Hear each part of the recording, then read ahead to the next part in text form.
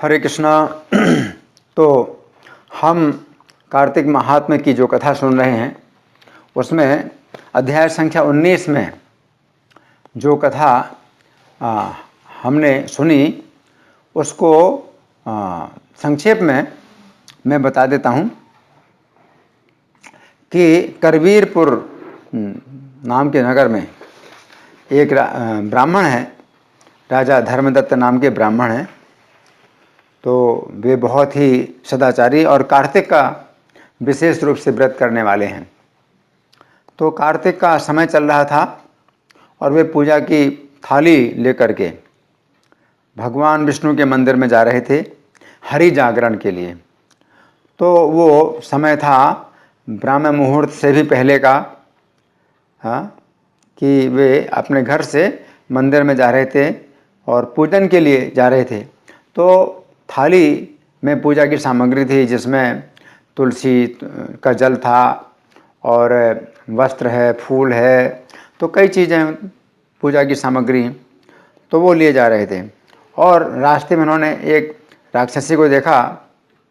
कलहा नाम की एक राक्षसी थी जिसका कि बड़ा रूप भयावना था, और वो जीभ निकाले हुए थी अपनी, और धर्मदत्त ब्राह्मण की तरफ बढ़ती जा रही थी। तो धर्मदत्त ब्राह्मण बहुत घबरा गए और सोचिए उस समय रात्रि का समय, बिल्कुल अकेले, और राक्षसी उनकी तरफ आ रही है। तो उन्होंने भयभीत होकर के वो पूजा की सामग्री ही उसको फेंक करके मार दी। तो वो थाली जो पूजा की सामग्री से भरी हुई थी, तो उसमें तुलसी युक्त जल भी था और हरि का स्मरण करके मारा था, क्योंकि डर के मारे जो भक्त होता है वो कृष्ण का नाम बोलता ही है। तो ये भक्ति की पहचान है। जो भक्त होते हैं कृष्ण के, तो हमेशा अगर डर लगे तो उनके मुँह से कृष्णा निकलता है, तो कृष्णा वो जोर से बोल करके और पूजा की थाली जो है उसको फेंक करके मार दी। अब पूजा की थाली फेंकना तो अच्छा नहीं है, लेकिन भयभीत अवस्था में कुछ हो ऐसा तो इसको दोष नहीं माना जाता। और उसको जो है तुलसी के जल जैसे लगा और कृष्ण का नाम भी उसने सुना, तो उसके पाप नष्ट हो गए। अब पाप नष्ट हो गए तो अब विचार उसका बदल गया। वो जहाँ खाने के लिए आई थी धर्मदत्त ब्राह्मण को, और अब उसका विचार बदल गया और वो चरणों में गिर गई और बोली कि पहले के पापों से मेरी दशा हुई है, अब मैं कैसे उत्तम गति प्राप्त करूं। तो ब्राह्मण जो है बड़े विस्मित हो गए कि अरे इसका दिमाग कैसे बदल गया, कहाँ तो मुझे खाने आ रही थी और कहाँ अब जो है चरणों में प्रणाम कर रही है, अपने पापों की बात बता रही है और मेरा कैसे उद्धार होगा ये बोल रही है। तो धर्मदत्त बोले कि तू कहाँ की है। पहला प्रश्न किया कि किस कर्म से तुझे ये दशा मिली। दूसरा प्रश्न किया तू कहाँ की है। तीसरा प्रश्न किया तू कौन है। और चौथा प्रश्न किया कि तेरा कैसा शील है। तो अब कलहा बता रही है। अब आज की कथा हम शुरू कर रहे हैं कि कलहा अब धर्मदत्त ब्राह्मण से बता रही है। तो क्या बता रही है कि हे महाराज, सौराष्ट्र नगर में भिक्षु नाम का एक ब्राह्मण था। अब अपनी कथा बता रही है पिछले जन्म की। तो क्या सौराष्ट्र नगर में भिक्षु नामक एक ब्राह्मण था, मैं उसकी स्त्री थी, कलहा मेरा नाम था। कलहा किसी स्त्री का अगर नाम होता है तो इसका मतलब क्या है, जो कलह करती है उसको कलहा बोलते हैं। तो कलहा मेरा नाम था, मैं बहुत निष्ठुर थी। सौराष्ट्रे नगरे ब्रह्मन् भिक्षु नामा भवद्विजः तस्याहं गृहिणी पूर्वं कलहाख्योति निष्ठुरा। तो मैंने अपने वचन से भी अपने पति को कभी प्रिय बात नहीं बोली, वाणी से कभी अपने पति से प्रिय बात नहीं बोली, और भोजन भी कभी भी स्वादिष्ट भोजन नहीं खिलाया अपने पति को, और सदा पति को धोखा देती रही, हमेशा धोखा देती रही अपने पति को। न किंचन मया भर्तुर वचसापि शुभम कृतम नार्पितम तस्य मिष्टान्नम भर्तुर्वंचनशीलया। मुझ कलह से जब ब्राह्मण उद्विग्न हो गए, मेरे पति उद्विग्न हो गए, और क्या हो गए, कोई कितना भी मतलब सहन करे तो कितना सहन करेगा। तो मेरे पति जब उद्विग्न हो गए तो उन्होंने दूसरी स्त्री को ब्याहने का विचार किया। कलह प्रियया नित्यम भयोद्विग्न मना यदा परिणेतुम तदान्याम तो पतिश्चक्रे मतिम ममे। तब मैं विष खाकर प्राण त्याग करके मृत्यु को प्राप्त हुई। इस बात से मैंने विष खा लिया कि अपने पति को बदनाम करूं, है ना। तो इसमें भी दुर्भावना है। और उस समय यम के दूत मुझे बांधकर और पीटते हुए यमलोक ले गए।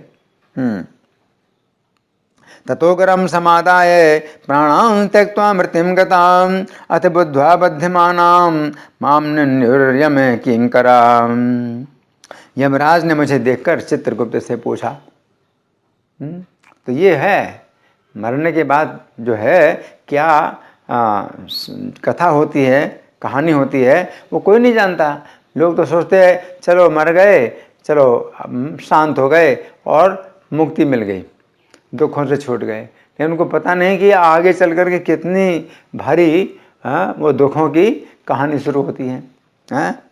तो यमराज ने मुझे देखकर चित्रगुप्त से पूछा।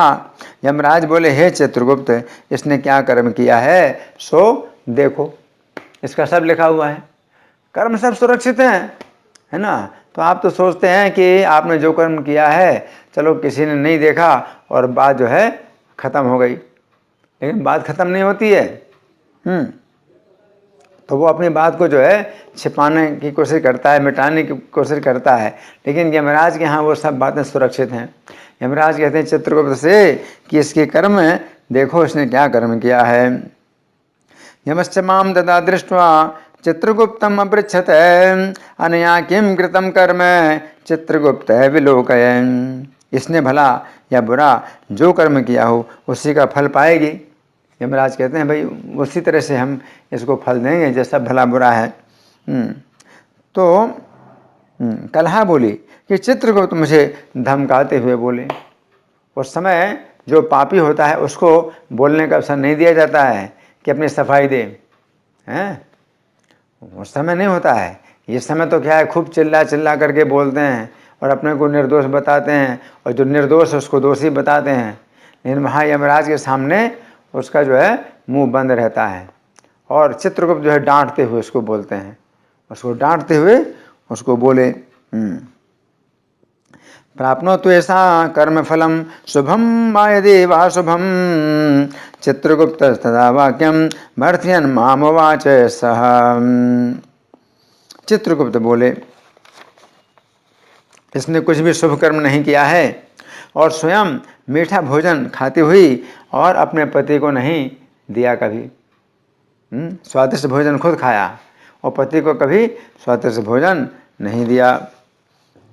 अन्या तो शुभम कर्म कृतम किंचन न विद्यते मिष्टान्नम भुंजमानेयम न भरतरि तदर्पितम। इससे यह बलगुनी नामक पक्षी की योनि में अपनी विष्ठा खाएगी तो चमगादड़ बनेगी। चमगादड़ के मुंह से जो मल निकलता है तो उसका शरीर इसी प्रकार का है कि मल भी त्यागना है अपने मुंह से, तो वे एक प्रकार से अपनी ही विष्ठा खाने जैसा है। तो चमगादड़ बनेगी। क्यों? क्योंकि स्वयं स्वादिष्ट भोजन खाती अपने पति को नहीं खिलाती, तो इसका परिणाम ये होगा कि इसको अपना ही मल खाना पड़ेगा, चमगादड़ बनेगी। अतश्च बलगुनी योन्याम स्वमिष्ठादि चतिष्ठतो भरतद्वेष करी है सा नित्यम कलह कारिणी। इसलिए है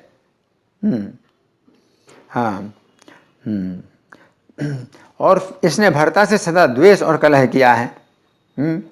इसने भरता से सदा द्वेष और कलह भी किया है ना। तो इसलिए यह विष्ठा खाने वाली सूकर योनि को प्राप्त होगी। अपने पति को जो है ये डांटती थी और झगड़ा करती थी, तो विष्ठा खाने वाली सूकर की योनि भी प्राप्त करेगी, सूकरी भी बनेगी, दूसरों का भी मल खाएगी। हाँ?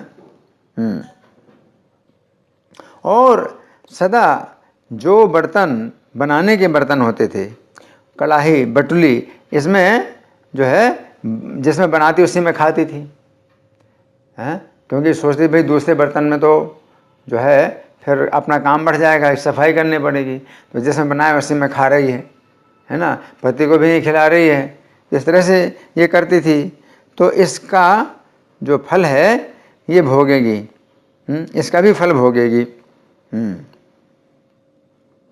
विष्ठादि सूकरी योनो तस्मात् तिष्ठत्वयं हरे, पाक भांडे सदा भुंक्ते भुंक्ते चैकायतस्ततः। हाँ, तो हाँ, चित्रगुप्त ने एक तो ये बताया कि इसने स्वयं खाया स्वादिष्ट भोजन, अपने भर्ता को नहीं दिया, अपने पति को नहीं दिया, तो चमगादड़ की योनि प्राप्त करेगी। फिर दूसरा इसका जो पाप है वो क्या है कि भर्ता से गुस्सा और झगड़ा किया है, इसलिए सूकरी योनि, दूसरों का मल खाएगी। हैं? और तीसरा क्या है कि जो भोजन जिस बर्तन में भोजन बनाती थी उसी में खाती थी, तो ये बिल्ली की योनि प्राप्त करेगी। तो चमगादड़ की योनि, क्यों चमगादड़ की योनि? कि अपने पति को नहीं खिलाती, स्वादिष्ट भोजन खुद खाती है, तो अपना ही मल खाएगी। और फिर दूसरा क्या, पति से झगड़ा करती थी, तो सूकरी, दूसरों का मल खाएगी। और तीसरा जिस बर्तन में बनाती उसी में खाती थी, तो बिल्ली। तो 3 इसको जो है योनियाँ प्राप्त होगी। फिर चौथा इसका पाप क्या है, इसने अपने पति के ऊपर विष खाकर आत्मघात किया है, पति को बदनाम करने के लिए विष खाकर आत्मघात किया है। तस्मादेशा विडालितु सुजाता पत्य भक्षिणी, भर्तारम विचोद्देश्य यात्मघातः कृतो नया। इसलिए ये अति निंदित प्रेत योनि में जाएगी। हाँ, ये आपके दूतों द्वारा मरु देश में पहुंचाने योग्य है। मरु देश यानी रेगिस्तान में ये प्रेत बने। रेगिस्तान जहाँ पानी में न मिले, तो भूखी प्यासी भटकती रहेगी, प्रेत योनि में इसको जो है वहाँ पर ही पहुँचाया जाए। तस्मात् प्रेत शरीरेपि तिष्ठत्वे साधे निंदिता, अतश्चैव मरो देशे प्रापितव्या भटस्तव। तो प्रेत शरीर में स्थित ये बहुत समय तक बनी रहेगी, फिर अशुभ कर्म करने वाली ये और 3 योनियों को भोग करेगी। तत्र प्रेत शरीरस्था चिरम तिष्ठत्वयं ततः ऊर्ध्वं योनित्रयं चैसा भुनक्तो शुभकारिणी। तो कलहा कह रही है कि हे महाराज, उसी के अनुसार 500 वर्षों से मैं प्रेत योनि में भूख प्यास से पीड़ित अपने कर्म से सदा दुख युक्त होकर रही हूँ। 500 साल हो गए मुझको प्रेत योनि में। साहम 500 दानी प्रेत देहे स्थिता किल, क्षुत्रिभ्याम पीड़िता नित्यम दुखिता स्वेन कर्मणाम। भूख प्यास से पीड़ित मैं एक वैश्य के शरीर में प्रवेश करके दक्षिण दिशा में कृष्णा और वेणी इन दोनों नदियों के संगम पर आई। अब क्या बता रही है कि एक बार ऐसा भी हुआ क्या कि भूख प्यास से मैं बहुत पीड़ित थी, तो मैं सोचती कि कहीं पानी तो मिल जाए, तो एक वैश्य के शरीर में मैंने प्रवेश किया और दक्षिण दिशा में वो वैश्य जा रहा था, तो मैं भी उसके शरीर में थी। तो कृष्णा और वेणी ये 2 नदियों के संगम पर मैं आ गई, तो कुछ क्या मिलेगा, राहत मिलेगी, नदियों के संगम में राहत मिलेगी। तो मैं वहाँ पर आई। क्षुत्रिभ्याम पीड़िता विश्व शरीरम वणिजम तो हम आयाता दक्षिणम देशम कृष्णा वेण्योश्च संगमम। जब उन नदियों के तट पर पहुंची तो शिव और विष्णु के गणों ने मुझे उसके शरीर से दूर कर दिया। शंकर जी के गण हैं, और जो है विष्णु के गण हैं। तो दो नदियां जो है मतलब बहुत पवित्र हैं, कृष्णा और वेणी। तो इन दो नदियों में जो है शिव और विष्णु के गण निवास करते हैं। एक नदी में शिव जी के गण निवास करते हैं और दूसरी नदी में विष्णु जी के गण निवास करते हैं। तो वो देख रहे हैं कि इस वैश्य के शरीर में ये कौन आ रही है दुष्ट है। वो वैश्य तो शायद ना जान पाया कि उसके शरीर में कौन है, लेकिन ये जो विष्णु के और शिव जी के जो गण हैं वो तो जान गए। वो तो देख रहे हैं कि ये कौन बैठी है इस के शरीर में, हैं ये क्यों आई यहाँ पर। तो उन्होंने मुझे उसके शरीर से दूर कर दिया, मार पीट करके दूर कर दिया। और वैश्य को शायद पता भी नहीं चला कि वो उसके शरीर में कब आई, वो कब चली गई। तो उन्होंने मार पीट करके दूर कर दिया। तत्तीरम संधृता यावत् तावत् तस्य शरीरतां शिव विष्णु गणैर दूरम अपैकृष्टा बलादहम। तो हे उत्तम ब्राह्मण, तब मैं भूख से पीड़ित तुम्हारी दृष्टि में आ गई और तुम्हारे हाथ के तुलसी दल युक्त जल से मेरे पाप दूर हो गए हैं। वो तुलसी का पानी मुझे पड़ा तो मेरे पाप दूर हो गए हैं। तथा क्षुत्छा में आहि तुम गच्छन् दृष्टो द्विजोत्तम तदहस्त तुलसी नीर संसर्ग गत पापयम्। हे ब्राह्मण श्रेष्ठ, मुझ पर कृपा करो जिससे मैं आगे होने वाली 3 योनि और इस प्रेत योनि से भी मुक्ति पा जाऊं। तो अब जो है उसको ये चिंता हुई। ये सब कैसे हुआ कि उसको अपने पाप याद आए। तो प्रेत योनि में वो पड़ी हुई है तो उसमें भी उसको कुछ भी याद नहीं। प्रेतों को भी कुछ याद रहता, कुछ याद नहीं रहता कि उन्होंने किस कर्म से प्रेत का शरीर प्राप्त किया है। और उनके इतने अधिक पाप होते हैं कि वो उल्टे ही काम सोचते रहते हैं और कुछ सोचते नहीं कि उन्होंने क्या कर्म किया और कितना कष्ट भोग रहे हैं, प्रेत के शरीर में कितना कष्ट भोग रहे हैं। लेकिन तुलसी के जल से जो उसको उसके पाप दूर हुए हैं, तो वो जो है अब क्या कह रही है कि मुझ पर कृपा करो। क्या कृपा करो? आगे होने वाली 3 योनियाँ मुझे मिलने वाली हैं। चित्रगुप्त ने यमराज से बोल दिया है। तो पहली योनि मिलेगी चमगादड़ की और दूसरी योनि मिलेगी सूकरी और तीसरी योनि मिलेगी बिल्ली। तो 3 योनियाँ मुझे और मिलनी हैं। तो आप कृपा करो कि आगे की 3 योनियों से मुक्त हो जाऊं। और अभी प्रेत योनि में कितने समय तक और मुझे रहना पड़ेगा, क्योंकि चित्रगुप्त ने बोला चिरकाल तक रहे। चिरकाल पर बहुत समय तक रहे तो पता नहीं कितने हजारों साल तक मुझे रहना पड़ेगा, है ना। तो प्रेत योनि से भी छुटकारा पा जाऊं और बाद में ये यमराज का जो चक्कर है वो रहे ही नहीं। उनके खाते का जो है हिसाब किताब ख़त्म हो जाए। तो आप मुझ पर कृपा करो कि मैं इस प्रेत योनि से मुक्ति पाऊँ और आगे की जो 3 योनियाँ हैं उनसे भी मुक्ति पा जाऊँ। तत्कृपां कुरु विप्रेन्द्र कथम मुक्तिमवाप्नुयाम योनित्रयादग्रे भवान् अस्माच्चा प्रेत देहतः। इस प्रकार कलह के वचन सुनकर पूर्व के कर्म फल से उत्पन्न अपनी ग्लानि देखने से उत्पन्न कृपा से चलायमान चित्तवृत्ति वाले वे ब्राह्मण बहुत देर तक सोचकर दुख से यह वचन बोले।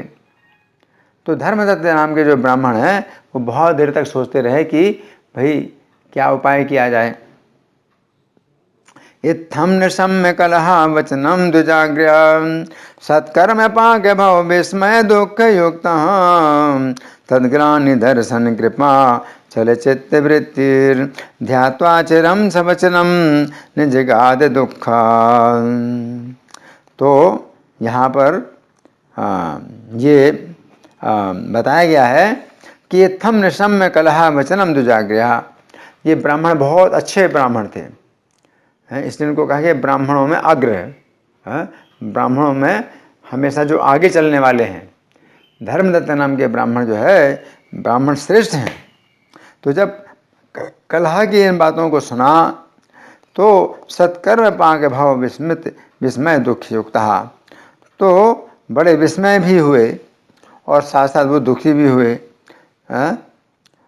और तत्ग्लानि दर्शन कृपा चले चित्त वृत्तिर, उसकी ग्लानि देख करके उनको बड़ी करुणा उत्पन्न हुई, है ना।